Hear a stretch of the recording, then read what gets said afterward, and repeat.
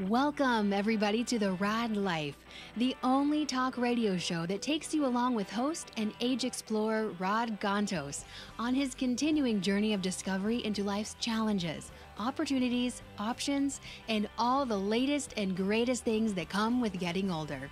The Raad Life is brought to you this week by Your Home for a Lifetime, a company dedicated to empowering you to stay safely, independently, and comfortably in your own home. And now here is your host, Rad Gantos. Man, I feel like I'm getting away with something here, you know? I feel like my guest should be actually sitting in this seat. You know what I feel like? I feel like we're watching the Titans of radio. The Titans of radio. Wow, really? That's a new title. I think we need a poster. I'd like a little boxing poster or The something. Titans of radio. Well, welcome your guest today, Bart Zandbergen, who also hosts the Zandbergen Report on Wealth Management here. When is your show? It is on Tuesdays, 2 o'clock. On the same station. Same station. Same bad right channel. Here. That's Same right. bad channel. Right. Exactly. And it's a great show. When did you start? You just started like recently, right? 8 weeks. Yeah. Yeah. How's it been? So great. It took some time to kind of find my groove, but I'm feeling really good about it. Yeah, well, you know, Paul being in the room doesn't help. I Did you hear that, Paul? Oh, wow. I know. You know, I'm going to take that today because anybody's tuning into our YouTube channel will see two of the style icons here in Orange County. I'm telling you, they put the exclamation point in the word style here, and I feel so... I actually felt intimidated today coming in. to Did be you? honest. Well, you yeah, should I looked be. through my bespoke, and I'm going, nah, you know what? Yeah, I'm not going to even go there. And then it was raining, so I said, hey, I got a bespoke I could wear. Well, I'll tell you what's funny, and I said this to both of you offline. So Rad last week had the people from Bespoke Custom Tailoring in here. And Our boy Brandon Moody was in the studio. exactly, last week. and Mr. Cool and Mr. Hip and all this kind of stuff. And you with asked the him how dreadlock. long has he been like trendy and hip, and he Yeah. gave you a good answer, didn't he? What was his answer? His was like, yeah, I mean, I Born this expected way. Brandon. Yeah, exactly, pretty much, right? Yeah. And you know Brandon, Yeah. right? So he pretty much just chilled out, sat back. B, if you're listening, great show last week, but just hanging out. And he goes, yeah, no, I've kind of always been like this. Like I think he was born with. So at the end of dreads, the show, we go off air, and everybody, he's there, and somebody of the other crew, and Rad's all dressed up with his custom jacket, and I'm here with my khakis and T-shirt on here, my normal, I'm gonna post have to get him a college bespoke outfit T-shirt here. at least, right? Something, Yeah, yeah. he's a little underdressed. So I say to him, I think to him, I'm always trying to match people up and help people. I say, gee, I just meet I don't see many people come in dressed up anymore into this studio. You guys are one of the few, and Brandon was one of the few. So I mentioned to him casually, I said, I don't know if this will help you or not, but gee, there's a guy who comes and does a show here who's equally well-dressed, equally into fashion. Yeah. You might want to meet him. And he starts laughing, and they all start laughing. They go, we know each other. I'm like, this is, of course, you guys are the most hip-dressed people. You all know each other in Orange County. Here. Boys You're of Bespoke. part of a tribe. tribe, yeah. Yeah, part of the tribe. So with that being said, and people are going, why is Paul out of all people talking about fashion and style? Yes, that's right. Right. But that's why we keep him off camera because That's right. at least you can the voice you can handle. I don't The rest frighten of the it, I don't think Yeah. you can do. I don't with frighten the voice. children that way. Right. Yeah. But I've been doing this show for 3 years. Bart's been doing his for about 8 months, and we both 8 went- weeks. Oh, 8 sorry, 8 weeks. weeks. Yeah, 8 sorry. weeks, and we went through He's a newbie. The same thing. No, man, but it takes that time. Yeah, it does for sure. Yeah. It'll ramp up. Yeah. Yeah, you were actually. I've been kind of stalking you. You were kind of good about third show. Okay. I'll take that. Yeah, you were like Yeah.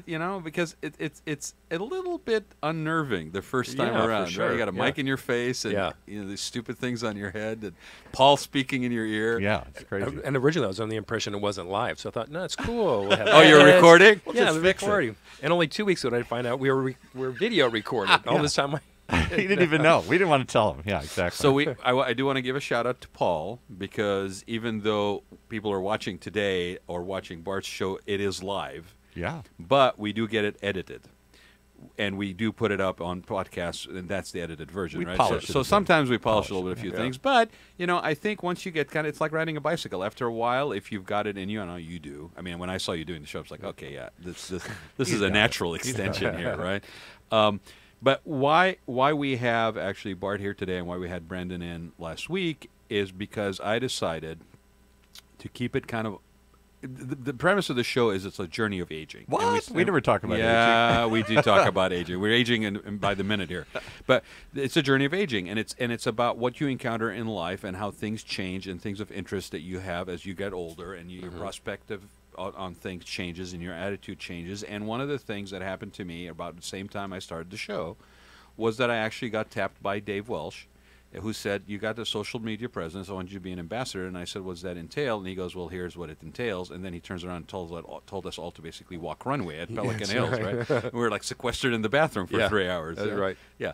So out of that experience, I met a really great group of guys and women that all in their own rights basically have their own style. And I'm not talking just clothes, but their whole attitude, their whole approach. And some of them own their own businesses. Some of them are executives in other businesses. Some of them just are pursuit of passion and different things, you know. And I really wanted to take a segment. I do this every week, like you do, and I want to take one segment a month and actually bring those people to the forefront and say, you know what, this is part of my journey of aging. These are people that I actually feel really honored to have encountered, to consider my friends, Your tribe. to be part of that tribe, and I wanted to basically share that platform. So it was interesting because you and I had talked right before, and then you did your show, and I'm like, okay, that's it, you're coming in, that's it. So, and you, my friend, have a lot to share, and I do want to just give a shout out really quick to Dave Welch, bespokestyle.com. And we will do the little ad for them. We're working on an automated ad thing for them in the middle of the show, but we'll do the ad in the middle of the show. Your show's amazing, man. Oh, I mean, seriously, your guests have been great. It's been a wealth of knowledge. And I think for some people there's a sense of intimidation from, you know, maybe who are not in the practice of seeking advice from a financial planner or planning for retirement, and it's scary as heck. We were just talking before the show about people who, you know, we have an aging population in Orange County, and people are outliving their savings in many cases, and unless they've actually done the planning and very much planned for that, they're finding themselves in a very difficult situation. It happens. Right? Why are you guys looking at me? Oh, okay. Oh, no, I gave up on you, man. I brought you people in here for 3 years talking about how you should prepare for getting older. Yeah. And every time I ask you, you say you haven't done any of it.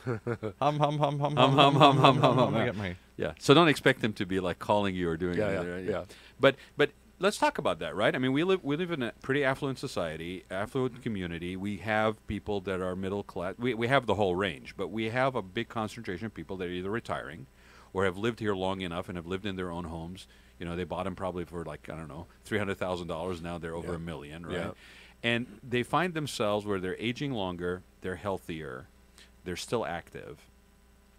They may have retired, they may have not. Maybe they're doing an encore career, right? Yeah. They have the ability to do for that for sure. And they have these realities that their parents never encountered. So do you come across that in what you do? You know, I get all types, and certainly that's a part or a group of people that might come in. Okay. Yeah, and so everyone's a little bit different. Every situation's a little bit different. So we have to analyze it and figure out. You actually provide bespoke services to your clients. Oh, that's where we work that in. Nice tie-in. Yeah. So let's give people the website. Paul gave the shout out for the radio show, but give the people the website. How do people find out about you? Yeah. So I have my own website, which is bartzandbergen.com. Yeah. And Paul makes me spell that out. Go ahead. So spell it out. B-A-R-T. That's the hard part. Z as in zebra. He is good. He's getting really comfortable with this. ANDBERGEN.com. But of course, my business website is optivestinc.com. You might want to spell that one for me. O-P-T-I-V as in Victor, E-S-T, Inc.com. Cool. And what are the services that you provide? So we are basically an independent registered investment advisory firm known as an RIA, and we're a multi-family office, meaning we have families come to us, typically higher net worth, and we handle basically the quarterback of all aspects of their financial life. We're compensated primarily on their money management. We do that in-house. We can handle any risk management or insurance needs, but we also coordinate any of the tax planning, any of the estate planning. Retirement planning is something we do in-house. That's a big part of our financial plan, and I know it's something that overlaps a lot with your kind of mind thought. Well, we'll touch on that because I think you know, primary assets being homes, that's something that definitely comes into play. How long have you been doing this? This is my 26th year. Wow. Yeah. No rookie there. No rookie. And how did you get into it, Bart? Was So it something you actually like consciously pursued, or yeah, eventually.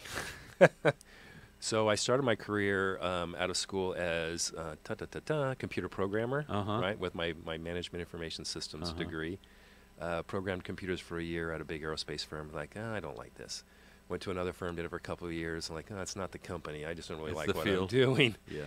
So the next kind of logical step up, I still kind of like technology. Technology back, this is now 30 years ago, or a little bit different than technology today. I got okay, you're in good company in this room. Yeah. So computer system sales. Yeah. And what's relevant about that is I became really successful, right? And because I was becoming successful and I had a financial mind, like, I need a financial advisor. A guy I had met at the gym. We became close friends. He became my financial advisor.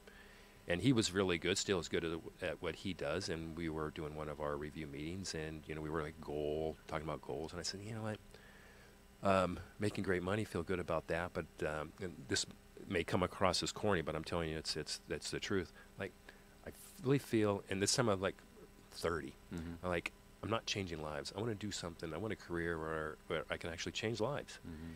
And he said, this is a great financial services. He goes, think about it. What I'm doing here, what you could do, you should consider that. So I did. And like most of my big decisions, they don't happen overnight. I'm a little more pensive than that. So thought about it. It took probably a couple of months. And like, again, the biggest decisions I've ever made in my life, like maybe 3 or 4 of the biggest, I have this epiphany. I get up at 2 in the morning, just wide-eyed, sit up, and I'm like, I know what I got to do. So that's how he started the radio show. He woke up one night. That's one of the 4 big decisions. That's right. Not really. He likes to think so. So then it became a process, right? At that time, I had 2 kids. I had a home, a mortgage, and what I was looking to do was walk away from a high-paying, high-salaried, with benefits job to basically you're on your own, man. Yeah, it's pretty scary. On your own. So it took about 8 months to kind of set up working during the day, getting licensed at night, and then transitioning over. So what was it just this deep-rooted dissatisfaction, or maybe the word isn't really dissatisfaction, but like there's an emptiness that's not being fulfilled by doing what you were doing, and you needed that part of you fed as well? Yeah, definitely the latter. Just an emptiness. Just I needed something. Money was fine, but there's more. We'll find out there's more to life than money. Absolutely. I have nothing against money, but there's, I do what I do for And we talk fulfillment. about it all the time in the show, particularly this show, because we talk about encore careers a lot. This is an encore career for me after 20 years in public relations and whatnot, and 10 years in radio prior to that. I wonder always how people react when you walk in the door and say, honey, friends, mom and dad, whoever it is, I'm going to do something wild and jump off into the unknown here. Yeah. Well, it's most people don't say yippee. No, it's funny when you talk about that epiphany in that moment, that kind of not necessarily an aha moment, but there's sort of a moment of clarity almost, right? And it hits you when it hits you, right? And it could be exactly at 2 o'clock in the morning, 3 o'clock in the morning. It could be like in the middle of something completely stupid and unrelated, and boom, see something and it triggers it. I've been there, man. I woke up yesterday and I had this hunger to basically write something about just dreamers, and how basically, and I did. I put something out there basically that,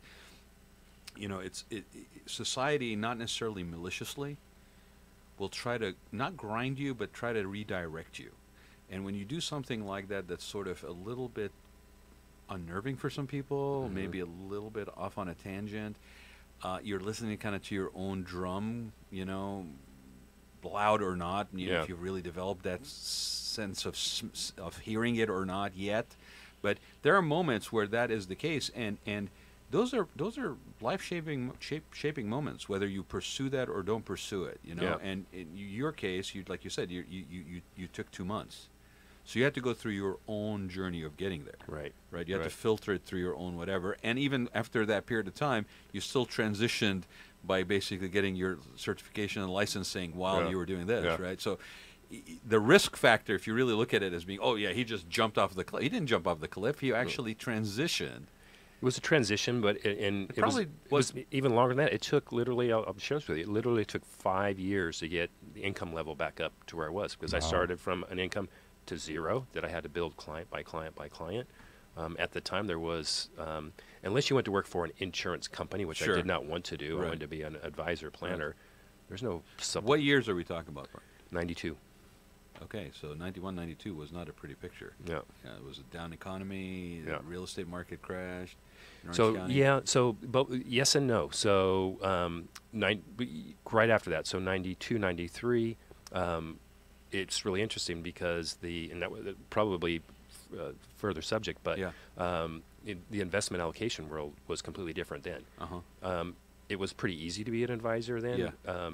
80% stocks, 20% bonds. If you didn't get double digit, if you didn't get 20% returns, you probably got fired. Yeah. So the real, kind of the next hit was the year 2000, 2001. So 8 years, like, I picked the best career in the world. This is easy. Clients love me. It's easy to make money. And then wham, right? And then, of course, we had 2008, 2009. Mm-hmm. And so the whole landscape of our industry and how we invest in new investment options to get other than stocks and bonds, and Right.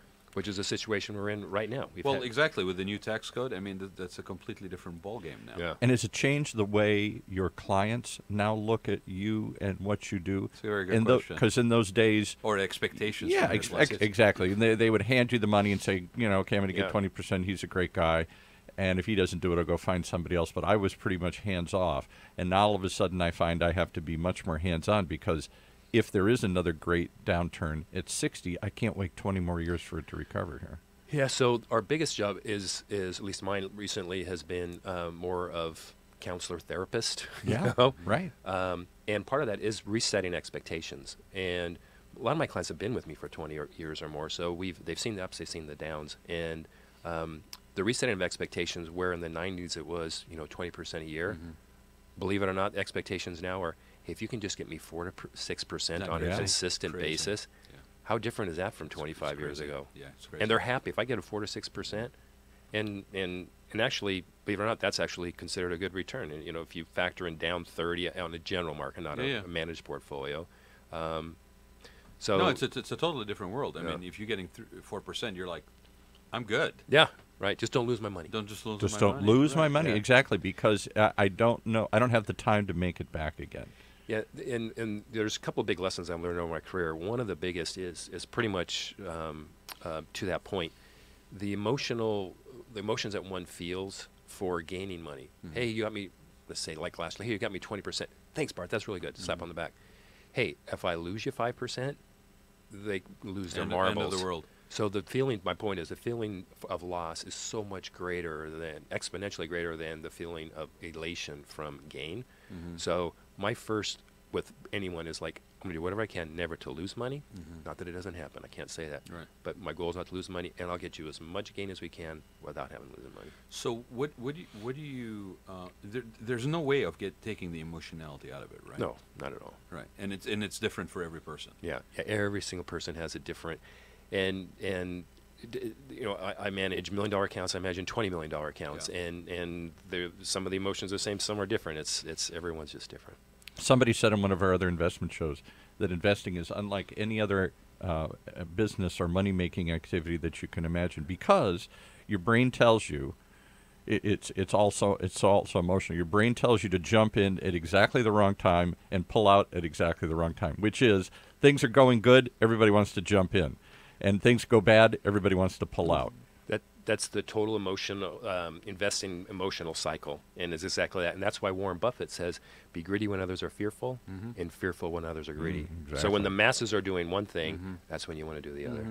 Yeah, there's definitely something to be said about that contrarian behavior, Yeah. for sure. And you hear about all success stories, but you also hear about a lot of failures. Of course. Right? So we Yeah. don't get a lot of coverage usually on those. Right? Yeah. Yeah, it's fascinating.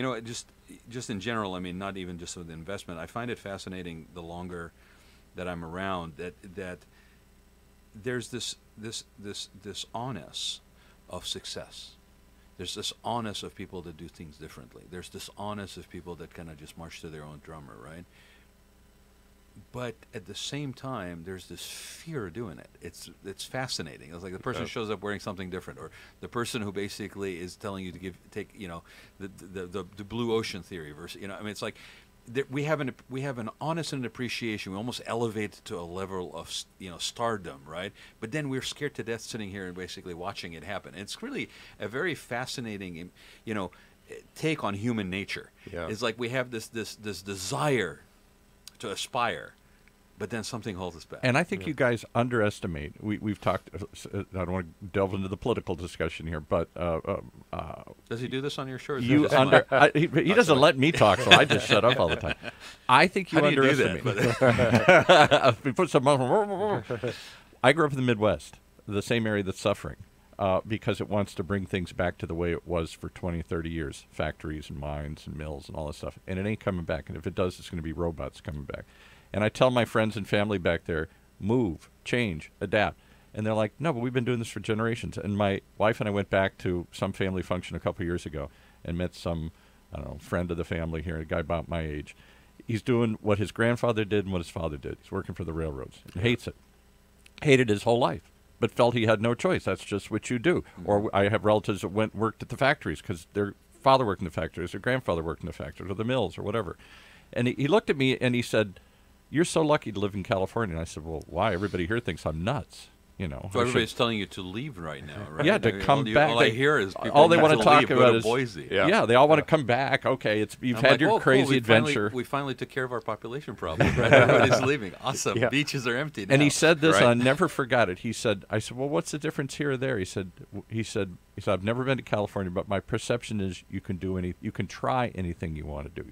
And he said, "Here, I'd be laughed at. If I went and told my wife, my friends, my family, I want to quit a good-paying job at the railroad like that my father got me, that his father got me, they think I was nuts. There isn't a social acceptance to take that kind of risk.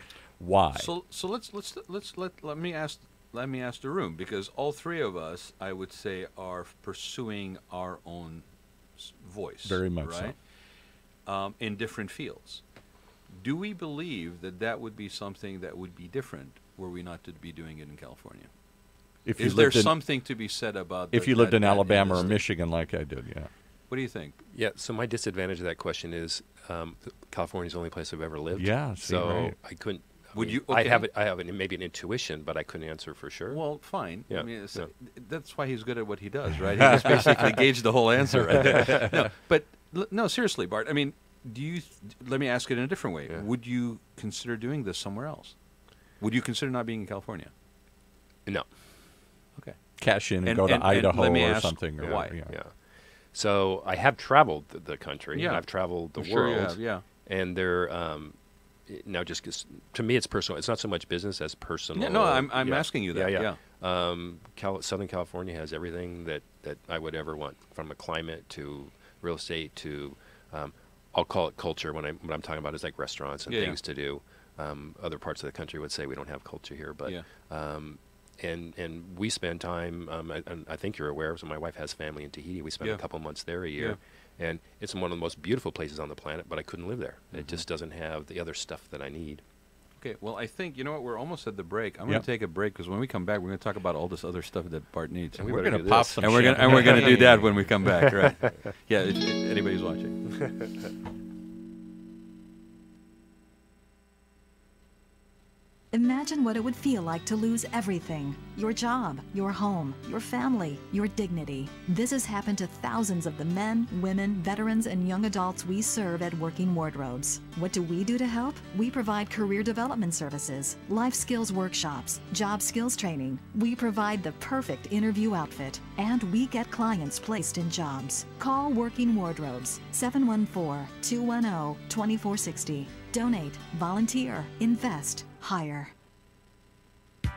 When it comes to pioneers in their respective industries, we all know the Apples, Starbucks, and Trader Joe's of the world. In the realm of recruiting, Decision Toolbox is the industry's best-kept secret, with 90% of their business from referrals and repeat customers. For over 20 years, Decision Toolbox's U.S.-based team of recruiters, sourcers, professional writers, quality personnel, and tech support has perfected a Six Sigma approach to talent management.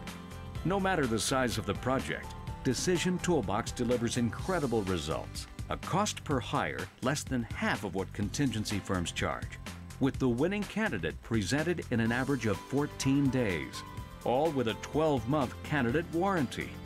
With results like that, Decision Toolbox won't be a secret for long. Visit us at www.dtoolbox.com for more information.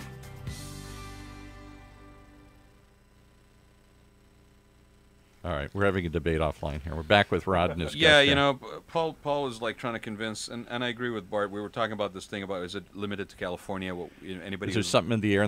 I'll give you proof of my statement. Years ago, I grew up obviously in the auto industry. My dad was an executive. Most of my friends' fathers worked for the car business, and my other relatives on the other side all worked in the factory side of it. So I saw it from both sides. Many years ago, Ford moved their whole design studios out here. Mm-hmm. Most of the car companies have moved their design studios out here. And everybody roared and said, well, what, we can't be creative in Detroit? No. you know what? Okay, but I will tell you they wanted to something in the water, something in the air, something in the attitude. But when I was starting my career in interior design, and I wanted to work for some of the larger firms for hotel design, right, they actually believed there was no talent in Orange County. Mm. Wow, really? They actually believed, and they set up offices to where they had to be New York, L.A., Chicago, right? Yes. There is a biasness, and it's really very funny because if you really think about where did Mazda set up their design studio? Right here. Orange County. They're all the car companies where did Oculus come out of?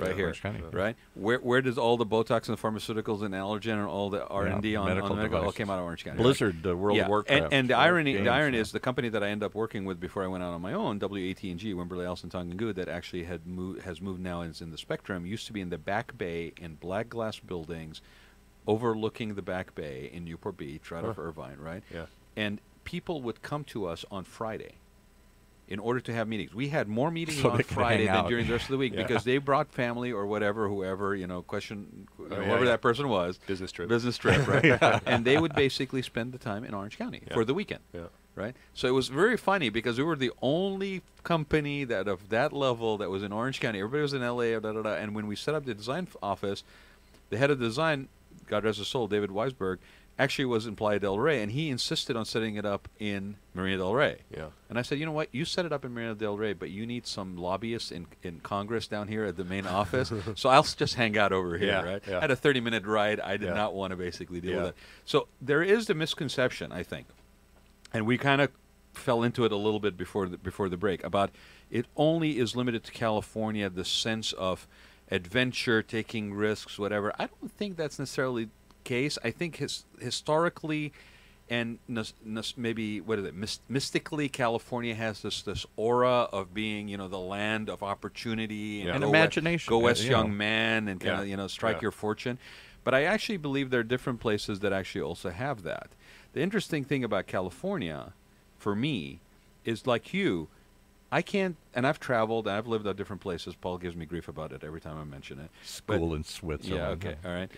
But I will tell you, yes, granted, there's family. My folks are 6 miles away from me. My sister and her family are 3 miles away from me, which is a big part of what I need in my life to feel fulfilled. But there's something about California where I can basically enjoy a mountain environment. I can be in the water. I can go down to Mexico and Baja. I can go up to Northern California, totally different experience. Central Coast, totally different experience. You can be on OC Talk Radio. I can, some fool basically can give me an opportunity to do a radio show, right? But I think California has a lot to offer, and it fits me, right? And with that, I will say this, because the person who's sponsoring this show that we do fits me. See how he worked into that. Learn from the master here, Bart. I'm just telling you how he works that right in here. It's masterful. Dave Welsh at Bespoke. BespokeStyle.com is the website, and they gave me something that we're basically working into this ad. But the top bold in his brand color orange that I'm trying to friggin' match so I can put it on a barber chair. By the way, right? Nice. Okay. Well, and it's your style defines you.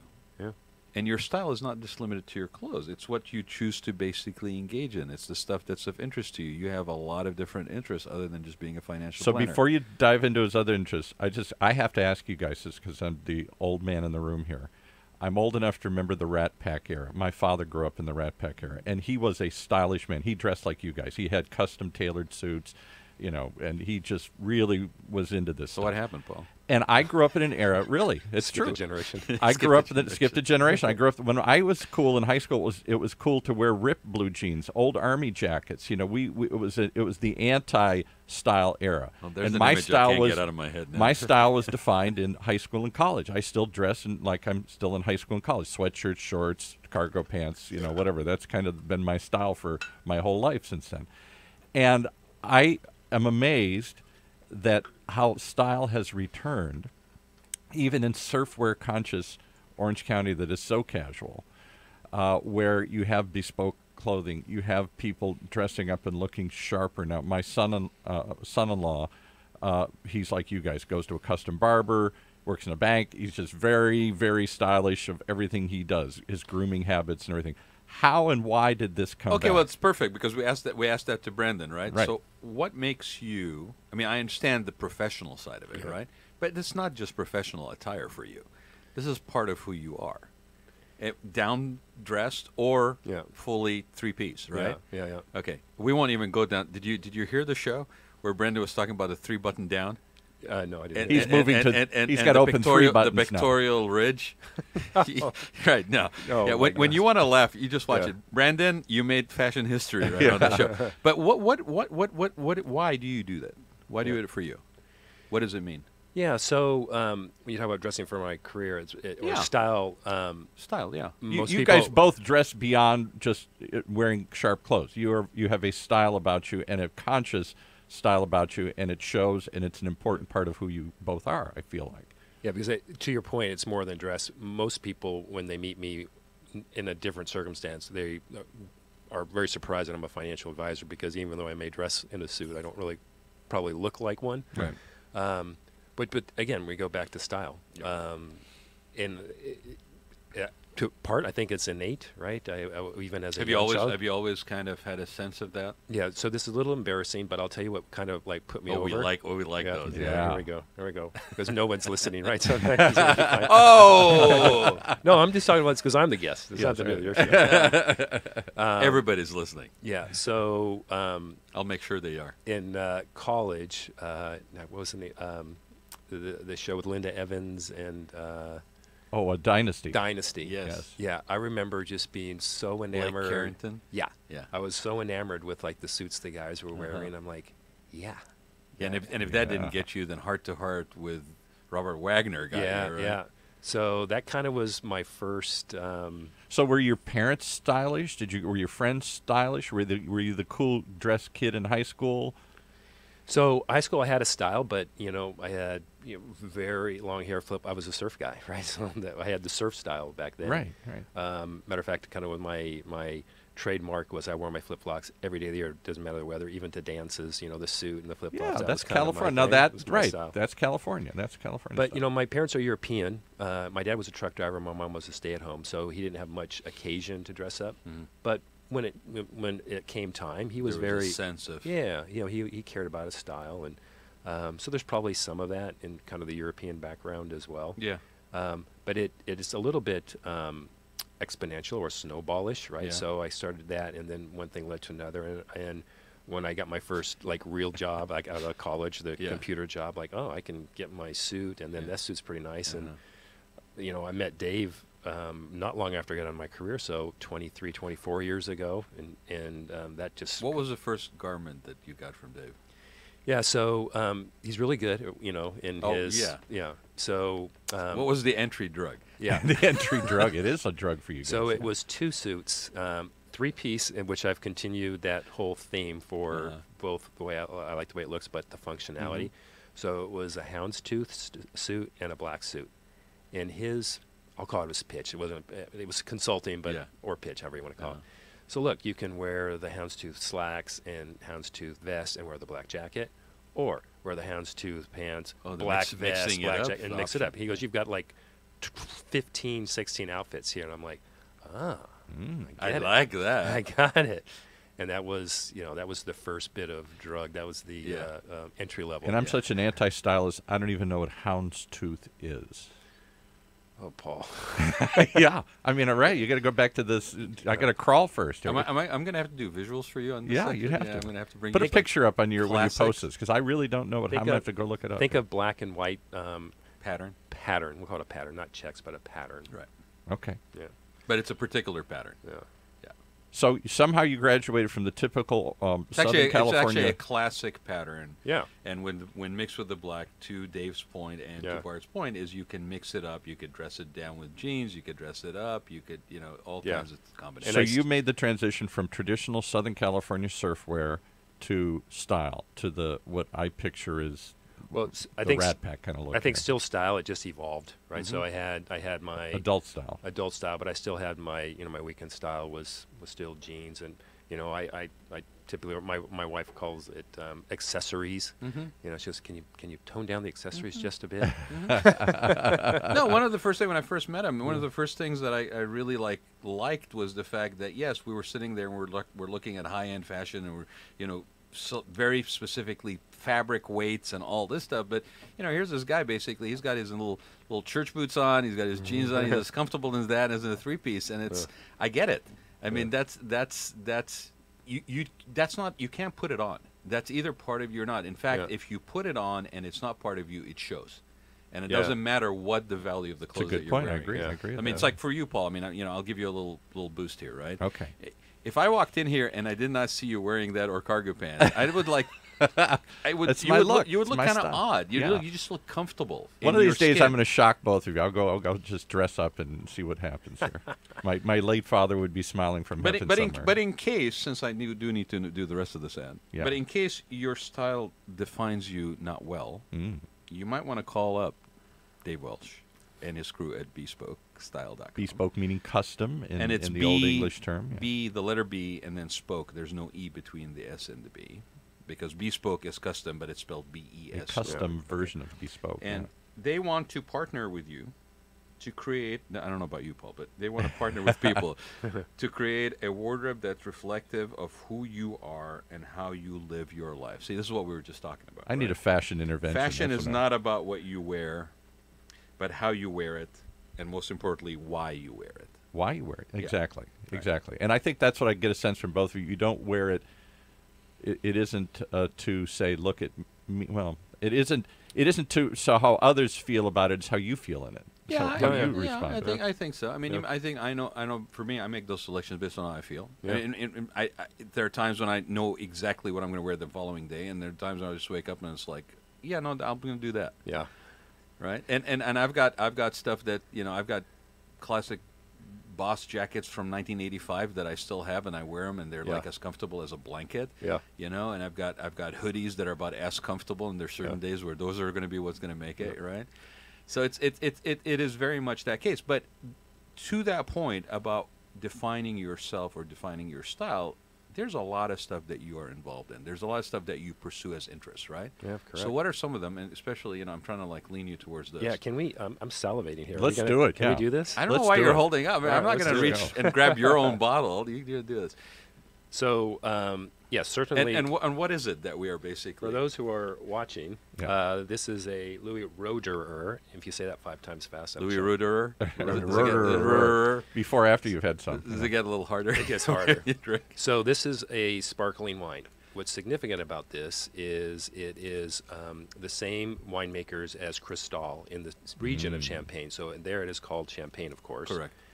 Here it's sparkling wine. Yep. This is a Blanc de Blanc. The Rod, what is the primary grapes in sparkling wine or champagne?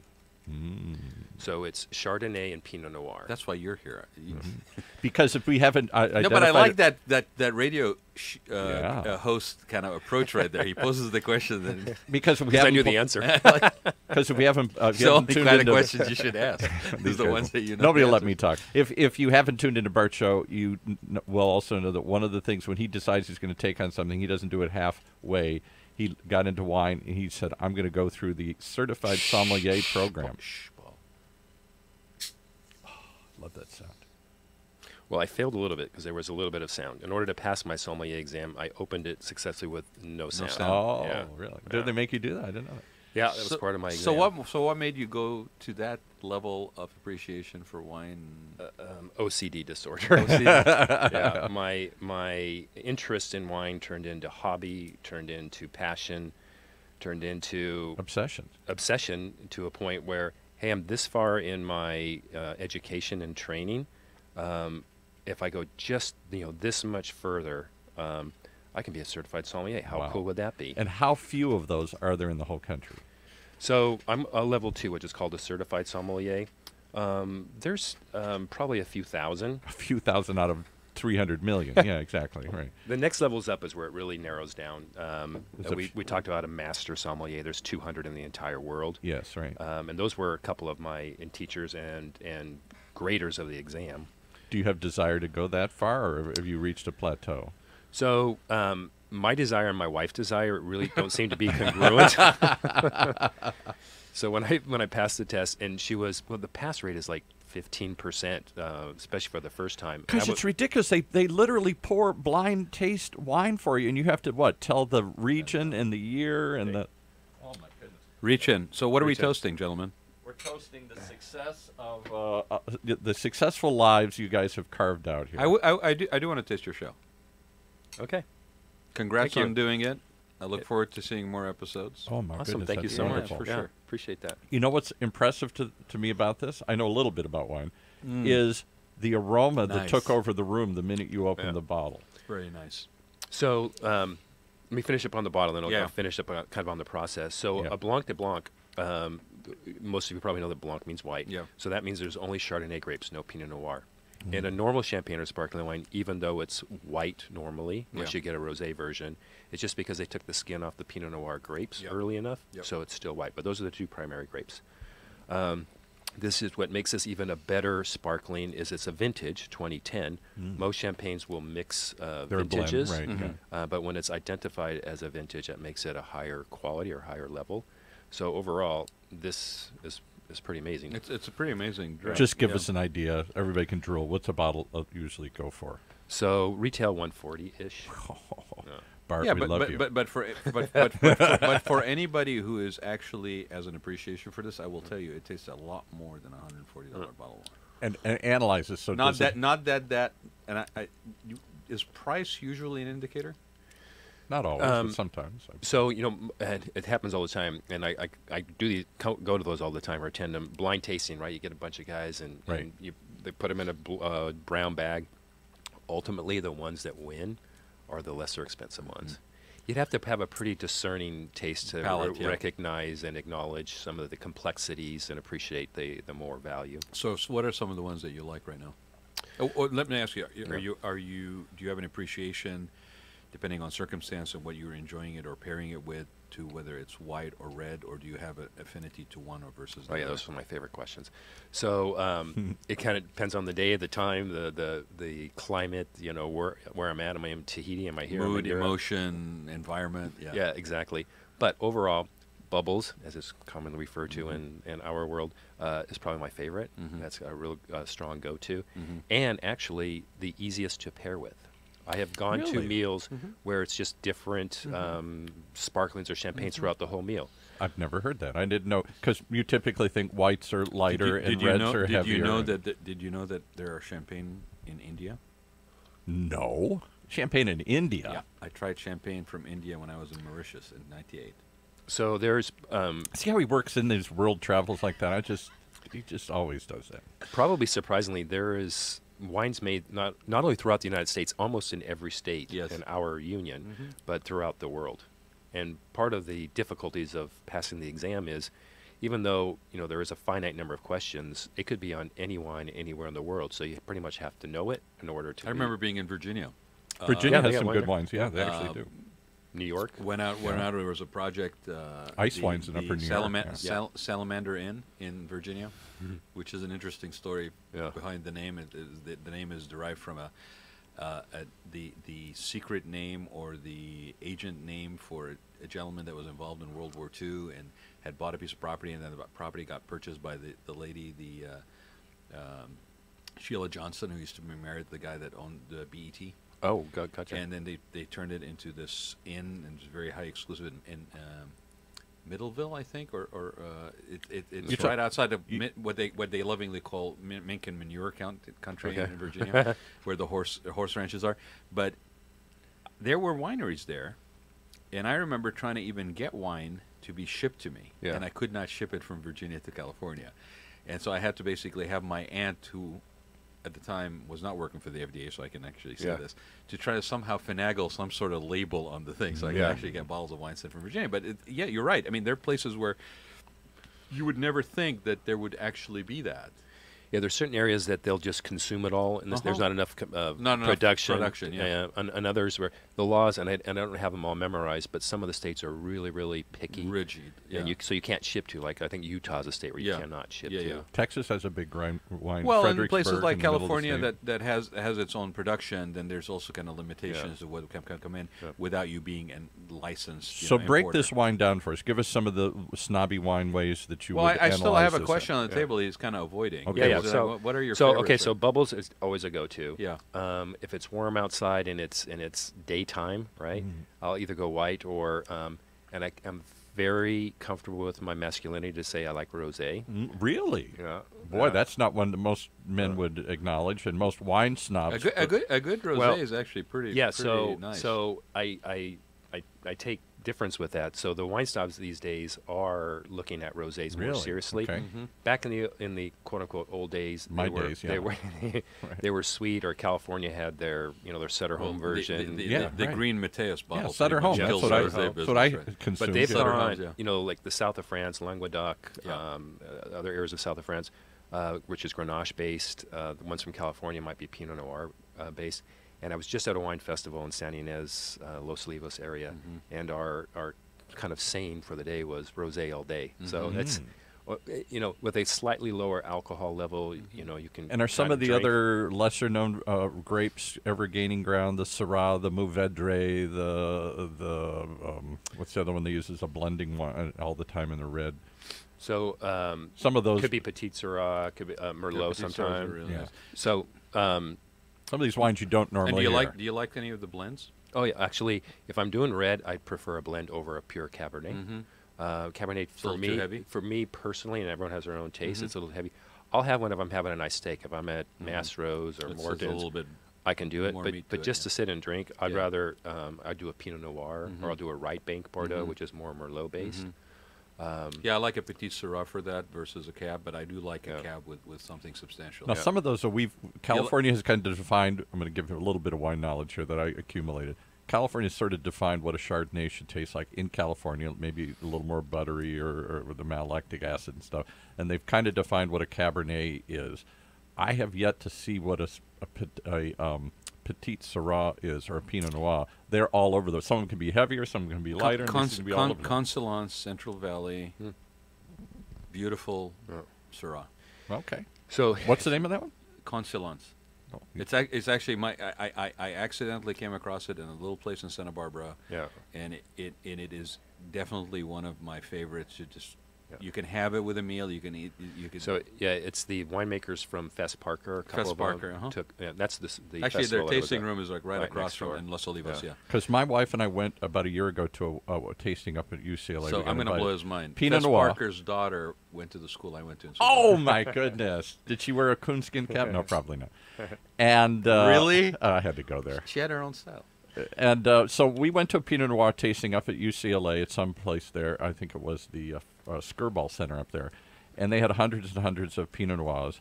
And some of there wasn't one style. They were all over the board. Some of them were light, some of them were heavier. Some of them I like, some it wasn't like you go taste a Cabernet tasting. To me, they all kind of taste the same thing. Yeah. So Pinot Noir, which is my go-to, and its origination is from Burgundy, France, and that would be my. What's your favorite? So anything from Washington or Oregon, right. Primarily because of where I was headed is Pinot Noir, very driven by the environment, weather, and extreme difference in night and day weather, and it's cooler up in Oregon. So, and that's the heavier one. So am I correct that there is a wide that style has yet to be sort of defined and somehow they sort of figured out what a Cabernet should taste like, and most people tend to try and mimic that, if that makes sense. So I think it's more driven, not that they're trying to mimic, but that it's just driven by where the grapes are from, and that's what you got. Right. Yeah, so you do So with what you have. for a cab, French, Californian, what's your favorite? Yeah, so my taste buds have been primarily California, and I've been working on expanding. Yeah. So for Pinot Noirs, it's France. Yeah. For Cab, I would probably also go France, because on Bordeaux they blend. And here, usually if you buy a Cabernet, it's like, here's a Cabernet. Yeah. If you get Bordeaux, which is primarily Cab, is going to be blended with, could be a little Mourvedre, Merlot. And left bank is going to be much higher in Cabernet. Yeah. Right bank is going to be higher Merlot, which is the side that I would go for. Yeah, I find, and it's not because when I first started drinking at a legal age, I was actually in Switzerland, but I really find myself leaning towards that. In fact, I'll share a funny story. We only got like 1 minute left. I'll share a really funny story. And by the way, before I do though, check out the current issue of Nobleman Magazine. What's the website? NoblemanMagazine.com. Yeah, and you can find out a lot more about wine and Bart and that side of his style, right? And it's definitely worth the read. I read it today. I'm 16 years old. I'm in college in Switzerland. I'm on the side of the mountain, stuck on the side of the mountain. There's one good restaurant there, and I somehow connect with this Argentinian waiter that works there, right? This you'll like, and I have a wine, a red wine, with a bunch of friends, and we're like behind this fireplace, and I can't remember whether it was the heat from the fireplace or the quality of the wine or whatever, but and it was in the classic Cabernet glasses that are open, right? Yeah. And I loved the wine, and I start buying the wine from the side door of this restaurant from the Argentinian waiter, like probably totally illegal, right? Yeah. And he's selling it to me for, I think it was like at the time, it's like 1985. And you're 16? 50 Swiss francs, right? Or 25 Swiss francs. 25 Swiss francs, right? For a bottle of this wine, right? And I got this pizzeria and I'm living in the dorms, and I got this pizzeria that makes flat crust pizza. Oh, nice. And I'm grabbing a flat crust pizza, grabbing a bottle of this wine, hanging out at the college, drinking my wine with friends, and basically eating this pizza, right? And then I graduate, and then I come to California, and I'm in Claremont graduate school, and I'm looking, and there's this singing Italian waiter, singing Italian restaurant owner at the end of the 210 when it becomes Foothill. Okay. Right before it continued all the way through, right? Yeah. And you go in there, and he's singing in the kitchen and all this stuff, but he makes thin crust pizza, right? So I grab a thin crust pizza, and I start looking for this wine that I basically enjoy in the Switzerland, right? Only to find out that I was actually enjoying Saint-Emilion Grand Cru 1985 at $25 a bottle from the side door of the friggin' cafe. Oh my gosh! Yeah, for those who don't know, that's a very nice wine and a very expensive wine. Suffice it to say, I switched my wine consumption to California. Yeah. But at 16, I was drinking Mad Dog. So anyway, my friends and I were sneaking out in the back and drinking Mad Dog. And I think Thunderbird. I think that is the perfect way to explain that you got to define your own style, because in the case of Paul, that's his style. Bart, thanks for being here. Hey, my pleasure. It's Yeah, a it lot was of fun. Yeah, we'll do I this enjoyed again. it. Yeah, we'll do. We'll have you on my show soon I'd too. love to. And I do want to talk about that stuff when we do that, because I think it's a critical thing for a lot of people that we know, and parents and so forth in Orange County. But I really enjoyed this. Yeah, this was a lot of fun. Yeah, and I appreciate you bringing the drink. Oh my God, wonderful Thanks, wine. my friend. Hey. You have been listening to the Raad Life radio show with your host and age explorer, Rad Gantos, brought to you on the one and only octalkradio.net. Join us again next week as we continue our journey of discovery into life's challenges, opportunities, options, and all the latest and greatest things that come with getting older.